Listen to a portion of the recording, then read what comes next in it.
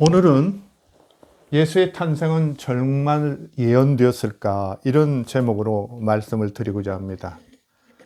이렇게 신학에 조예가 있으신 분들은 상당히 이것 조금 도전적인 제목이 될 수 있다. 이런 생각을 하실 겁니다. 사실 기독교에서는 그 하나님의 경륜이라는 그런 말씀을 씁니다.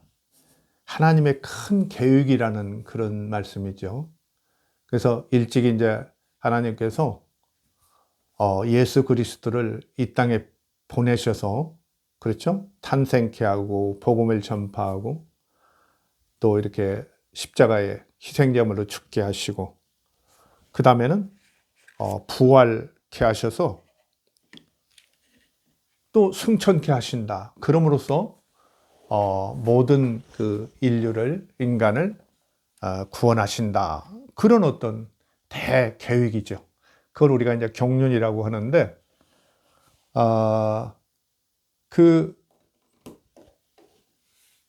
그런 대경륜 중에서 정말 성경에는 예수의 탄생을 미리 수백 년부터 예언한 것 같은 그런 구절들이 있거든요. 그래서 이제 로마서 1장 같은 데도 보면은 바울 사도도 그 복음은 하나님이 선지자를 통해서 성경에 예언한 바다, 이렇게 얘기하고 있거든요.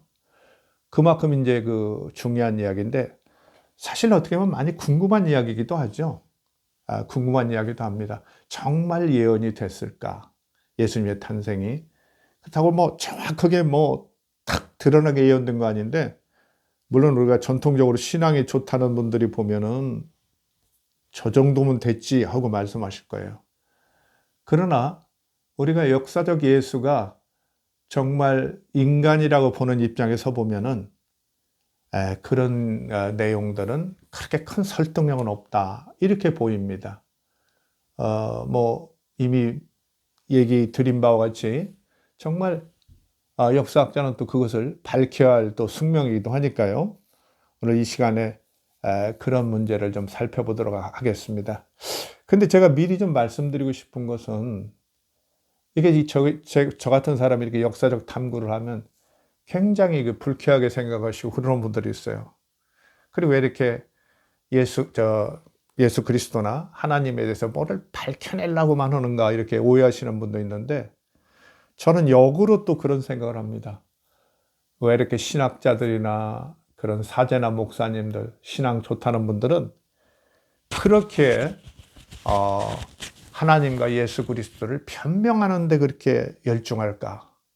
정말 전능하고 무한한 하나님이시고 신이라시면 감히 우리가 변명할 건덕지가 없는 거죠. 자격도 없는 거고. 이건 마치 하루 강아지가 큰 호랑이 위험하다고 걱정하는 것과 비슷한 일이 아닐까 싶은데요. 그래서 좀 마음을 열어놓고 좀 허심탄회하게 우리가 생각나는 것 탐구하고 그렇게 사는 거죠. 어떻게 생각나는 걸 우리가 없는 것처럼 하고 살겠습니까? 더군다나 이제 현대 그리스도교가 선진 사회에서는 상당히 어떤 발전도 이제 지체되어 있고 앞으로의 전망도 좋지 않다는 건 대부분 다 인정하는데요. 이럴 때 어떻습니까? 고대 사회의 어떤 신화적인 이런 것들을 여전히 강조하고 심지어 성도들에게 강요한다고 해서 그게 설득력이 있겠습니까? 그리고 다른 일반인들에게 복음이 전파될 가능성이 있겠습니까? 그래서 우리는 이 모든 문제를 점검하면서 새로운 대안을 늘 생각해야 되지 않느냐, 이런 마음에서 저도 지금 이런 공부를 하고 그러는 거죠. 결국은 확실히 있었다고 생각되는 역사적 예수에게서 우리가 좀 든든한 어떤 기초를 가지고 다른 문제들을 연구해 나가자, 이런 입장에서 역사적 예수를 탐구하는 거죠.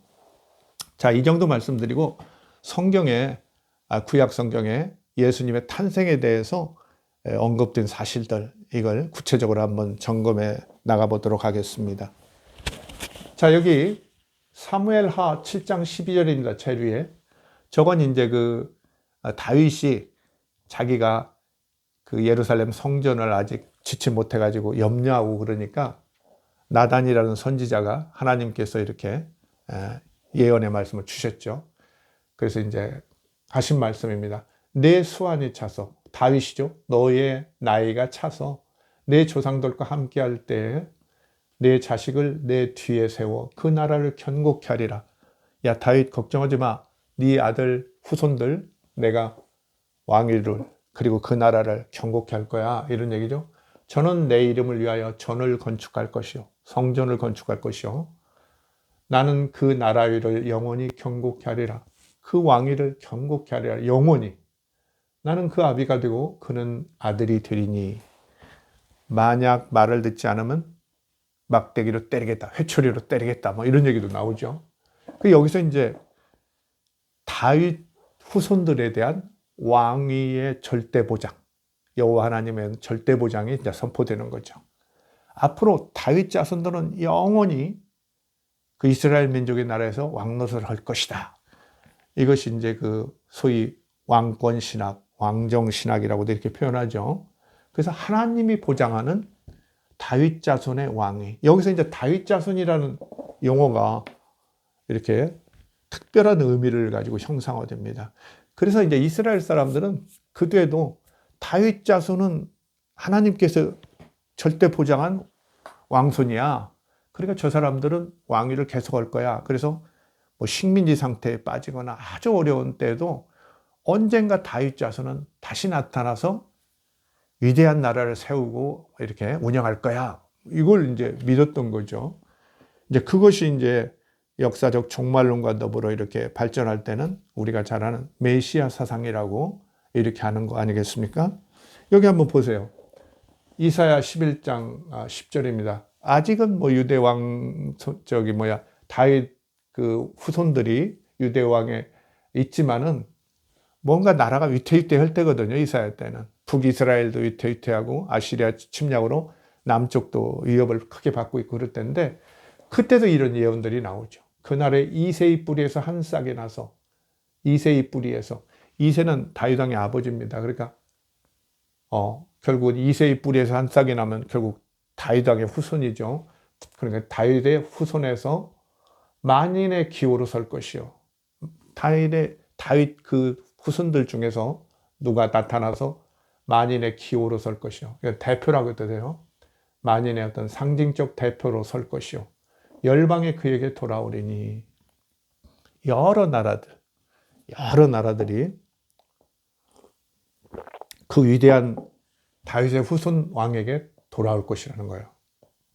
그 거하는 곳이 영화로우리라. 예. 이게 아주 뭐 다윗 자손에 대한 기대가 아주 대단하죠. 그래서 이제 이스라엘 사람들은 결국은 그렇게 아주 연약한 민족이거든요. 뭐 성경은 대단한 얘기들 많이 하잖아요. 그러나 그렇게 역사가 대단치가 않습니다. 오히려 그 고난이 대단하죠.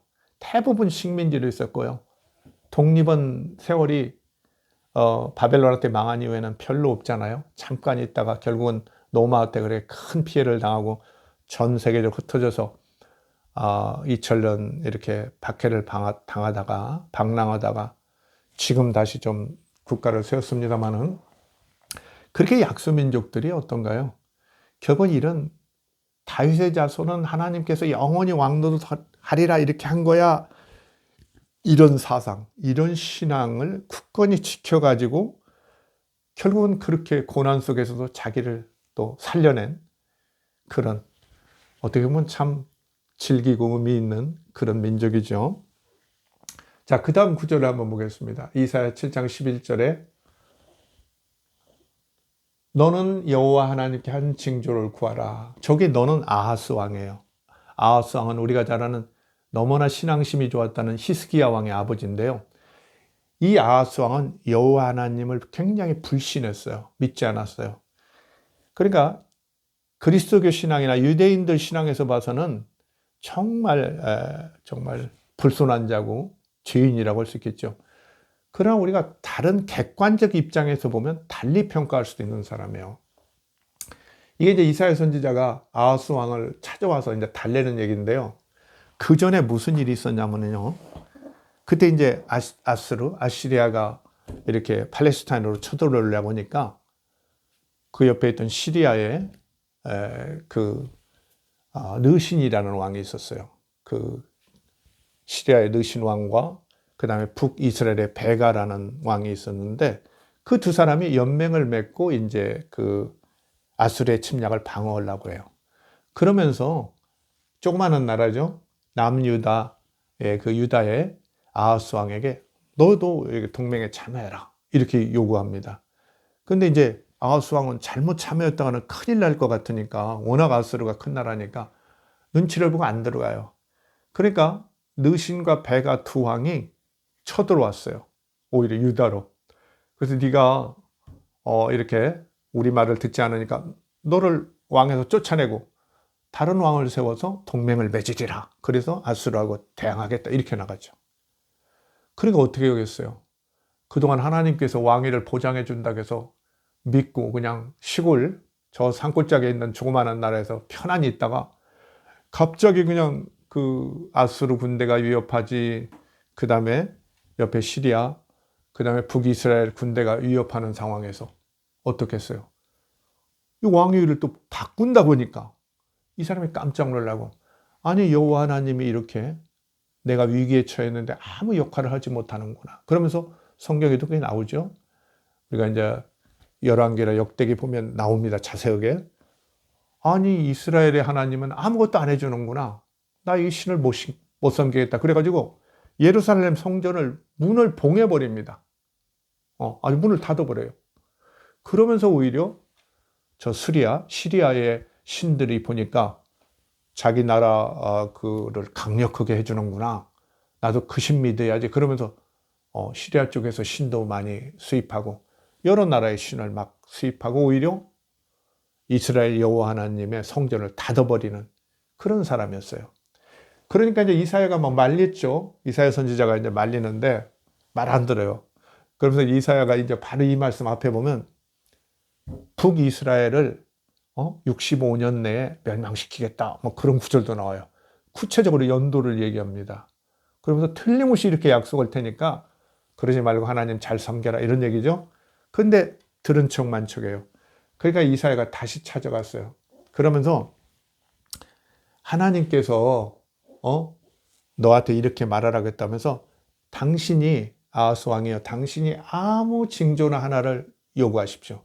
아무거나 요구하라는 거예요. 근데 기도원이 이쪽에 이스라엘이면 좋겠습니다. 저쪽에 이스라엘이면 좋겠습니다 하듯이 아무 징조나 하나 구하라. 그러니까 이 아하스 왕은 하나님을 전혀 완전히 불신했기 때문에 아무 관심이 없어요. 그래서 이제 말을 멋있게 하죠. 저는 하나님을 시험하지 않겠습니다. 그러니까 이사야는 알고 그 속내를 알고 그러지 마라 막 이러는데 안 해요. 그러니까 오히려 하나님께서 주께서 친히 징조를 너희에게 주실 것이라 하면서 이제 이사야가 그 징조가 될 만한 것을 제시하죠. 그러면서 이 유명한 말씀이 나옵니다. 보라 처녀가 잉태하여 아들을 낳을 것이요. 다 알죠 우리? 이름을 임마누엘이라 하리라. 여기 터져 나옵니다. 근데 사실 여기 처녀는 동정녀만을 얘기하는 게 아니라 그런 처녀를 얘기하는 게 아니라 젊은 여자였어요. 원어는. 보라 젊은 여자가 잉태하여 아들을 낳을 것이요. 이름을 임마누엘이라 하리라. 임마누엘은 하나님이 함께 하신다 그런 거죠. 그가 악을 버리고 선을 택할 줄 알 때에 미쳐 이르러 버터와 꿀을 먹으리라. 그가 그저 3, 4년 걸릴 것 같으네요. 악을 버리고 선을 택할 줄 알 때 대여섯 살 될까요? 그때 이르르면 버터와 꿀을 먹으리라. 이 말은 뭔 말이냐면 지금은 아수르 때문에 위협을 받고 느신이나 베가 때문에 위협을 받지만 결국은 이렇게 어떤 소강 상태가 올 것이라는 얘기예요. 금방 죽을 것 같지만 살아남아서 버터와 꿀을 먹는 일이 네 자식, 사실은 젊은 여자는 이제 그 아하스로 볼 때는 이제 후궁이겠죠. 젊은 후궁한테 아들 하나 낳게 해줄 텐데 임신해서 걔가 태어나고 10달 후에 태어나겠죠. 걔가 4, 5살 먹을 때 되면 좀 안정을 찾아서 버터와 꿀을 먹으리라. 이렇게 예언한 거예요. 이 아이가 악을 버리고 선을 택할 줄 알기 전에 너의 미워하는 두 왕이 패한 바 되리라. 지금 누구를 미워해요? 여기 시리아 왕하고 북이스라엘 왕 느신과 베가를 미워하죠. 그들은 걔가 버터와 꿀 먹기 전에 패하리라, 망하리라 그러죠.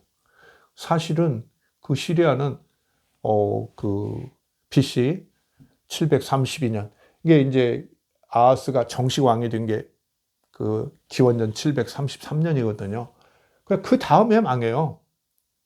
왜 그러냐면 가장 그 아수리에 가깝고 적극 저항했기 때문에 집중 탈을 해가지고 망합니다.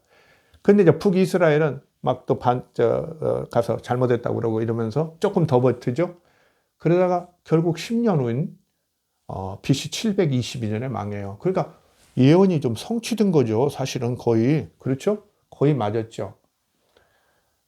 여호와께서 에브라함이 유다를 떠날 때부터 당하여 보지 못한 날을 너와 내 백성과 내 아베이 집에 임하게 하시리니 곧 아수르 왕이 오는 날이라.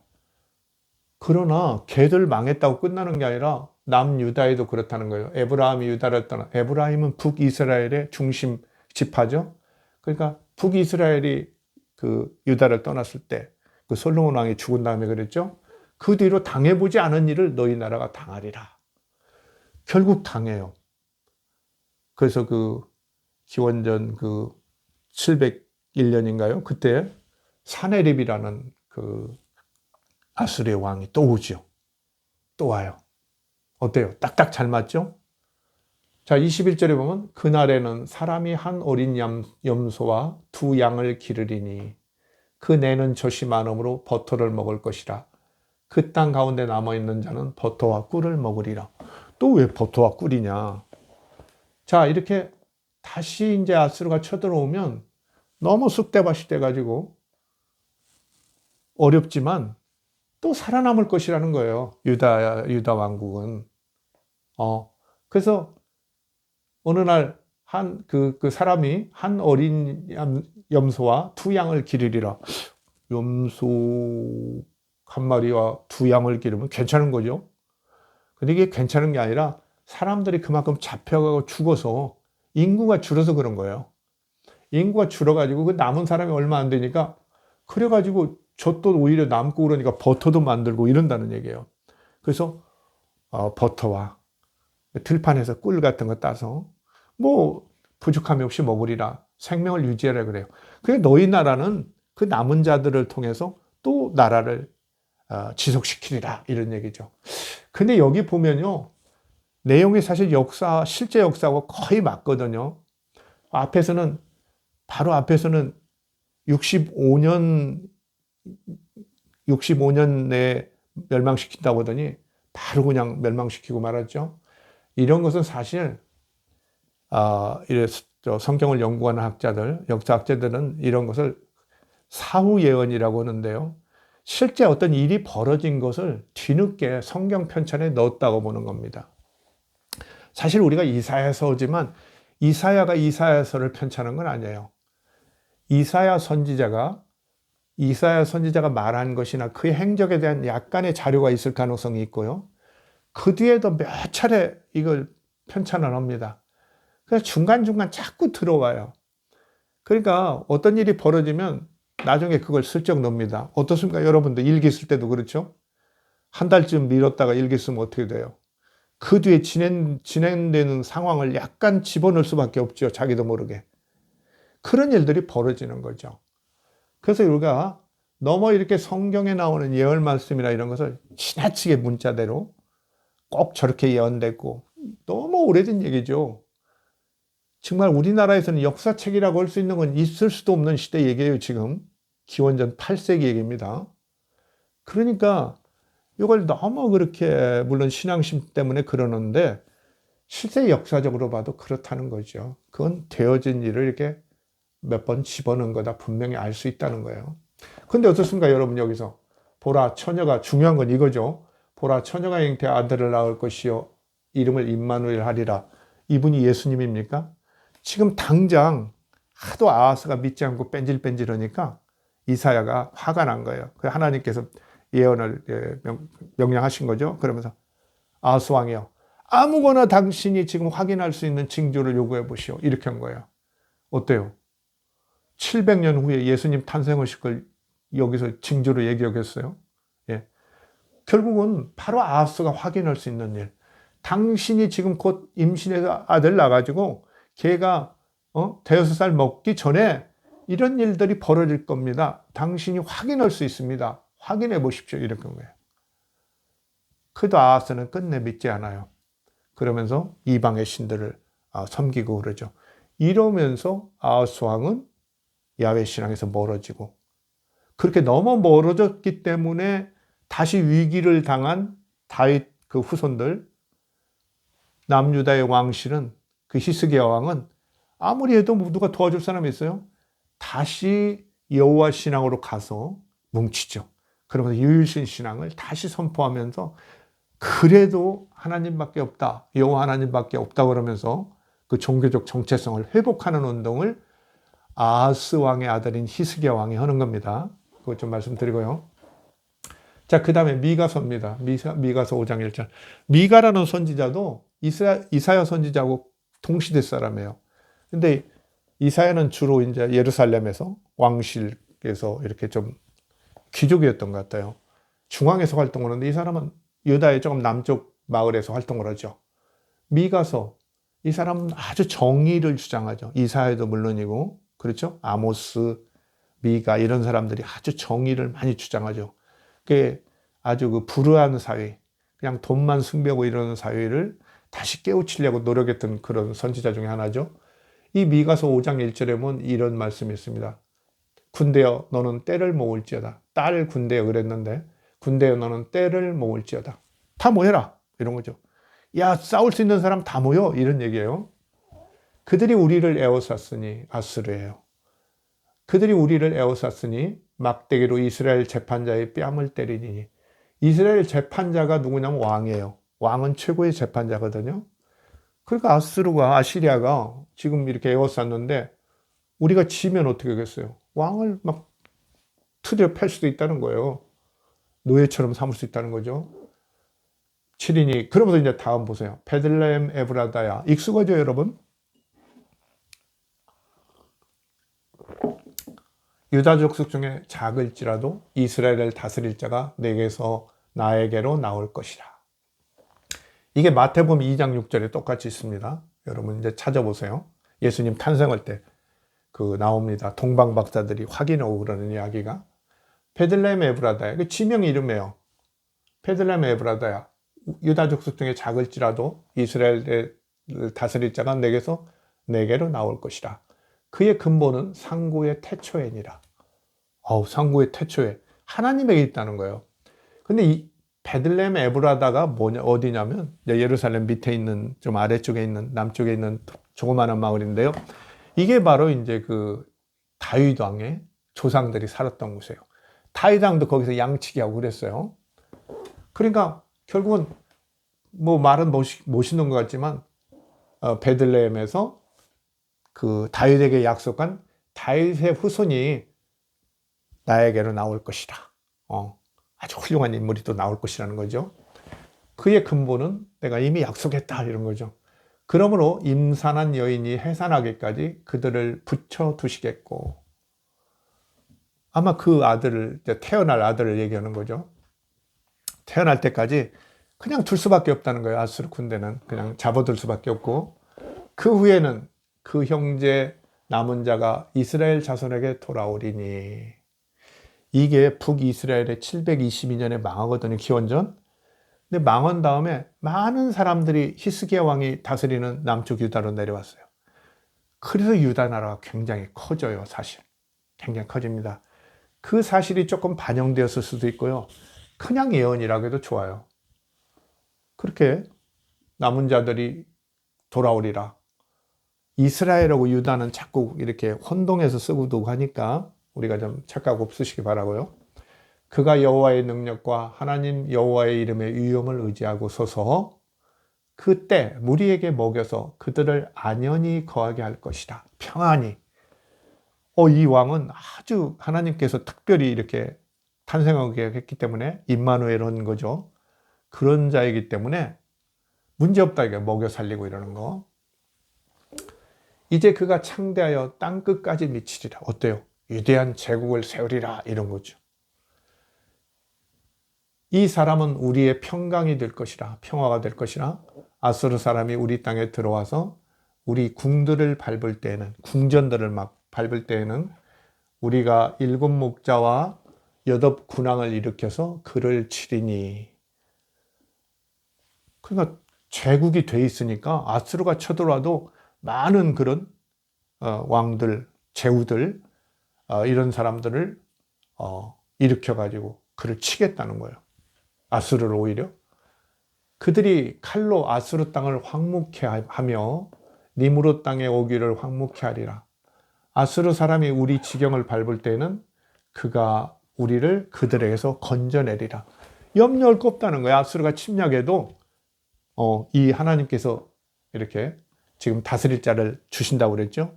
그 자가 이렇게 임마누엘 그 자가 다 건져내리라. 아주 자신 있는 예언이 나오죠. 근데 실제 그렇게 됐는가? 거의 비슷하게 된 면이 있어요.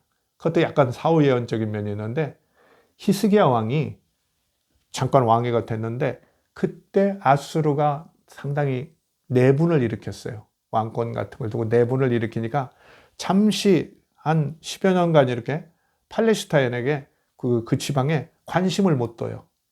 이때 이제 히스기야 왕이 나라를 정비하고 그렇죠?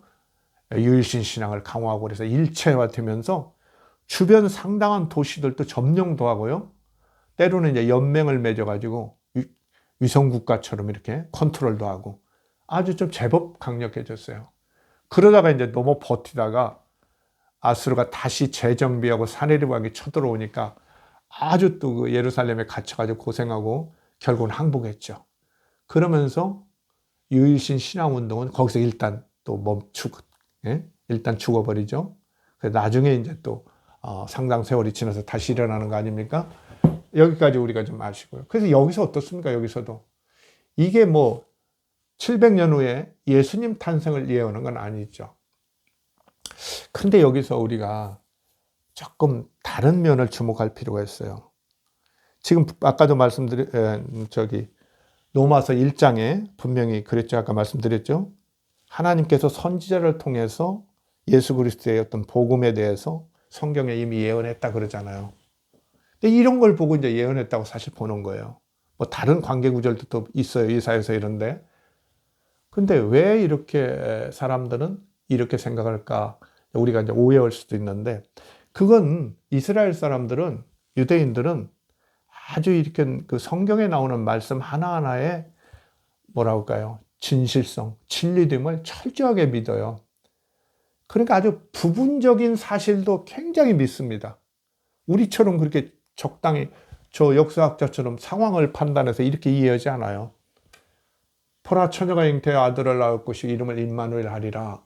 이러면 이 뒤 스토리하고 관계없이 이것 자체가 하나님의 말씀인 거예요. 그것 자체도.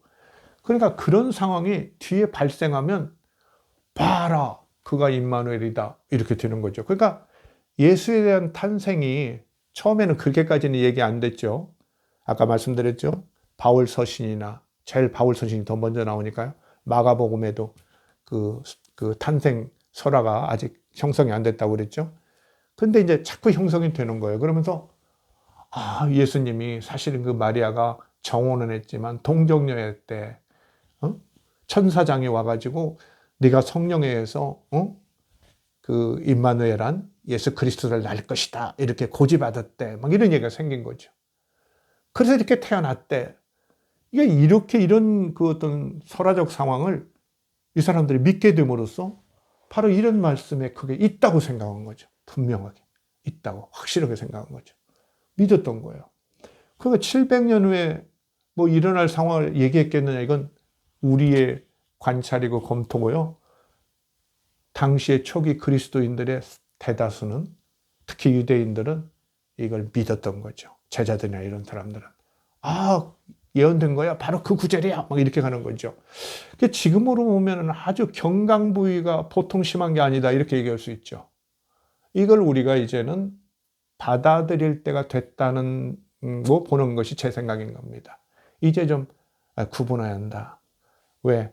고대적 신화적 어떤 논리가 현대인에게 잘 받아들여지지 않아요. 어떻습니까? 아이들에게 자꾸 갈라진 홍해를 건넜다거나 뭐 물을 포도주로 만들었다거나 이런 거 얘기 자꾸 하면 아이들이 어떻게 생각하겠어요? 안 믿거든요. 관심 없어요. 이제 과학의 시대에 살거든요. 너무 우리가 신의 신비라고 생각하는 영역들이 많이 드러났어요. 과학의 발달로. 그렇죠? 뭐 철학의 발달 이런 것도 의미가 있고 역사학의 발달 이런 것들도 그랬지만은 그래서 옛날처럼 그렇게 무조건 그저 믿습니다. 저 뭐 칼 바르트의 책들을 몇 권 이렇게 좀 봤는데요. 아주 그 현대 신학자로는 최고라고 하는데 저는 조금 실망했어요.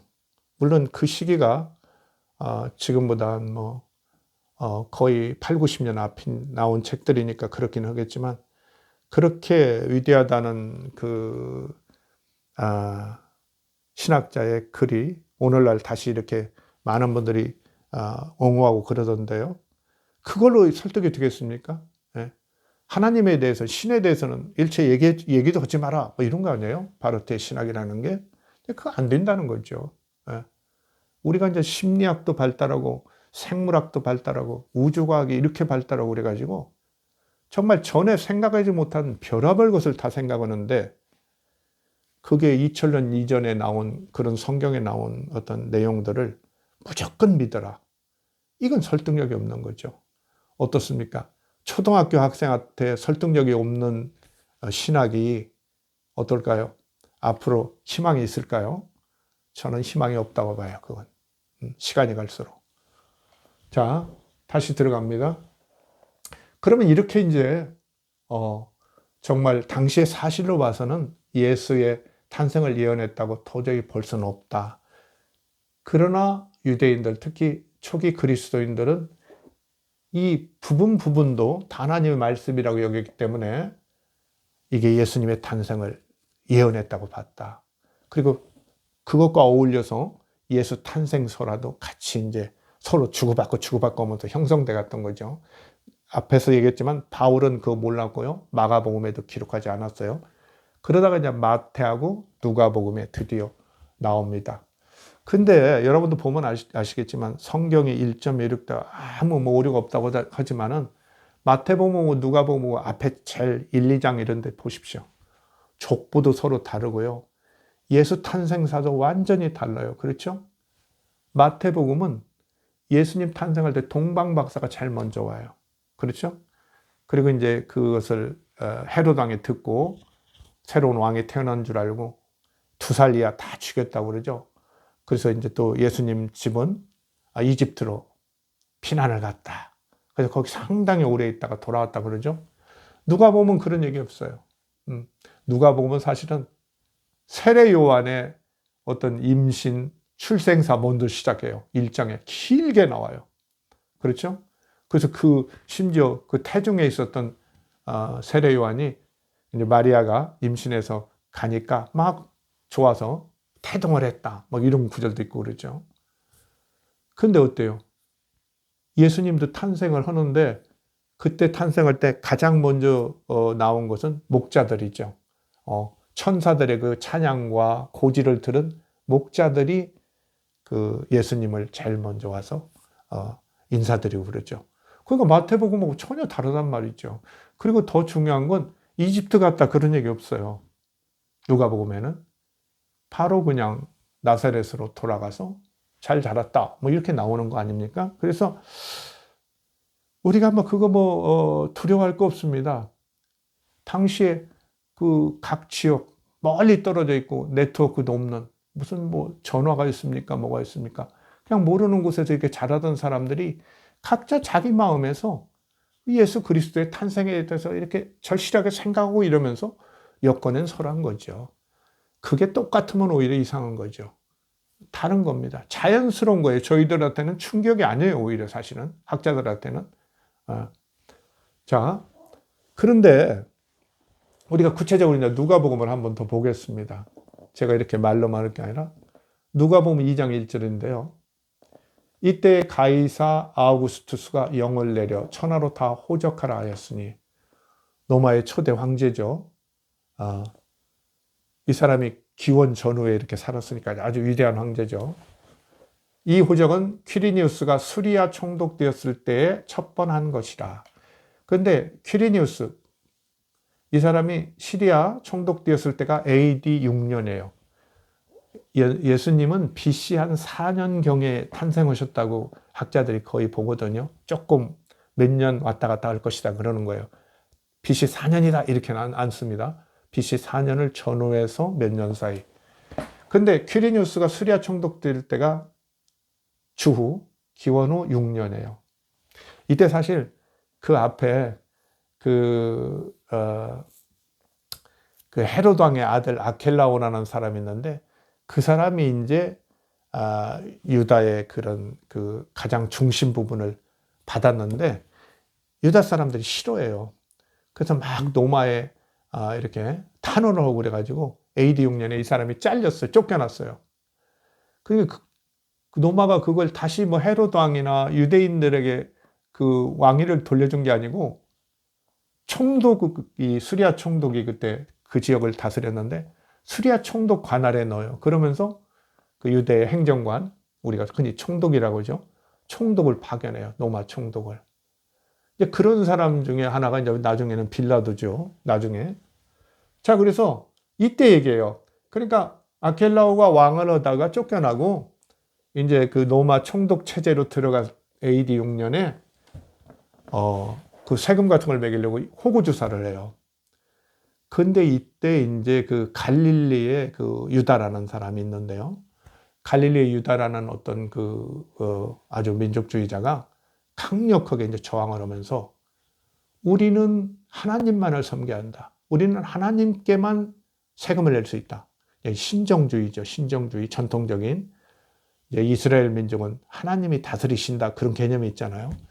그러니까 그 갈릴리 유다라는 사람이 그걸 외치면서 일종의 반란 같은 걸 일으키죠. 저항운동을 일으켜요. 그래서 그 저항운동이 상당히 계속됩니다. 그대로. 우리가 잘 아는 예수님이 이제 그 성전에서 가이사에게 세금을 바치는 게 옳습니까? 그럽니까? 이런 질문도 바로 그런 거예요. 바로 하나님께만 바치한다고는 유대인의 그런 주장에 당신 동의합니까? 이걸 물어본 거예요. 위험했죠. 잘못되다 보면 큰일 날 뻔했죠. 자기의 사역이 있는데 그것도 다 못 마치고 끌려갈 뻔했죠. 그 예수님이 아주 명답을 했다. 그건 나중에 좀 말씀드리겠습니다만은 바로 그런 것들이 다 연결돼요. 그래서 그 갈릴리 유다라는 사람이 일으킨 그 신정주의 운동, 오직 하나님만을 섬기고 로마 황제에게는 세금을 낼 수 없다는 운동이 아주 계속 발전해요. 그래서 그 사람들이 이제 그 사람들을 우리가 열심당이라고 하는데요. 아주 뭐 열렬하게 목숨을 바쳐서 하나님과 그 유대민족의 그 독립을 위해서 투쟁하던 사람이죠. 독립투사들이에요. 사실 그 사람들이 나중에 이제 그 로마와 유대 전쟁할 때 아주 중심에 서서 결국 다 망해버리죠.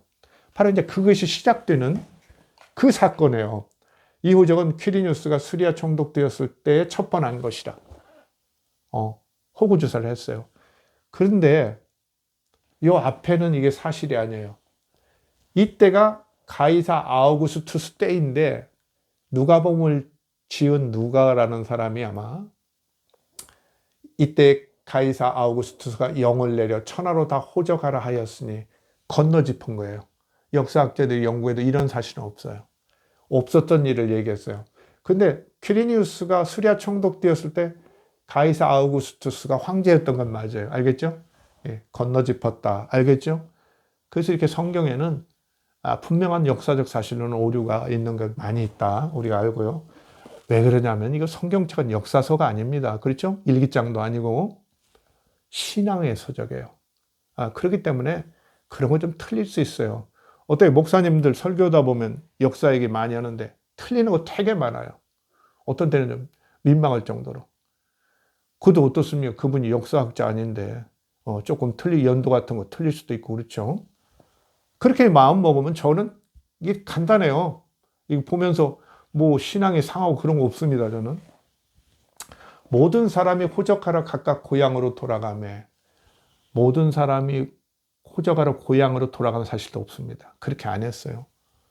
요셉도 다윗의 집 족속인 거로 갈릴리 나사렛 동네에서 유대를 향하여 베들레헴이라 하는 다윗의 동네로 나왔죠. 베들레헴이라는 다윗의 고향으로 그 정원한 마리아와 함께 호적하러 올라가니 마리아가 이미 잉태되었더라. 성령에서 잉태되었다고 이미 나오죠. 마다들을 낳아 강보에 싸서 말 구유에 누였으니 이는 사관에 여관이죠. 여관에 있을 곳이 없습니다. 이렇게 나와 있어요. 어떻습니까? 누가복음은 틀림없이 여기 나오죠. 베들레헴 에브라다야 너에게서 이스라엘 다스릴 자가 나오리라. 여기로 가 있는 거죠. 근데 이게 누가복음만 가 있는 게 아니에요. 아까 말씀드렸죠. 마태복음 2장 6절에도 이 구절이 그대로 나와요. 베들레헴 에브라다야 유다족 속경에 작을지라도 이렇게 하면서. 그래서 그 초기 그리스도인들은 예수님이 정말 이렇게 갑자기 돌출한 분이 아니고 하나님의 특별한 계획에 의해서 탄생한 분일 것이야. 이런 생각을 한 거죠. 더군다나 고대 사회에서는 새로운 종교는 굉장히 불신당했어요. 우리가 그런 거죠. 물건도 새로 나오면 우리가 좀 약간 의심을 하잖아요. 이거 써도 될까? 이런 생각을 하는데 똑같아요. 그래서 오래된 종교, 오래된 문화를 좋아해요, 사람들이. 그러니까 이방의 전도에도 잘 안 돼요. 그러니까 초기 그리스도인들이나 그 사도들은 어떻게 하냐면 예수님이 이미 예전에 유대인의 구약 성경에 다 예언되어 있다. 심지어 이제 더 나가죠. 태초에 하나님과 함께 계셨다.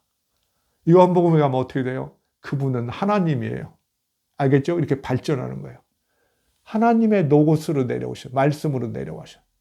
그래서 이제 처음에는 마태, 마가, 누가복음만 보면은 예수님이 상당히 인간적이에요. 그래서 가끔 기적을 일으키죠. 근데 이제 요한복음은 AD 한 100년경에 90년대 말에 됐거든요. 그 마가복음으로 비교하면 한 30년이나 뒤에 됐거든요.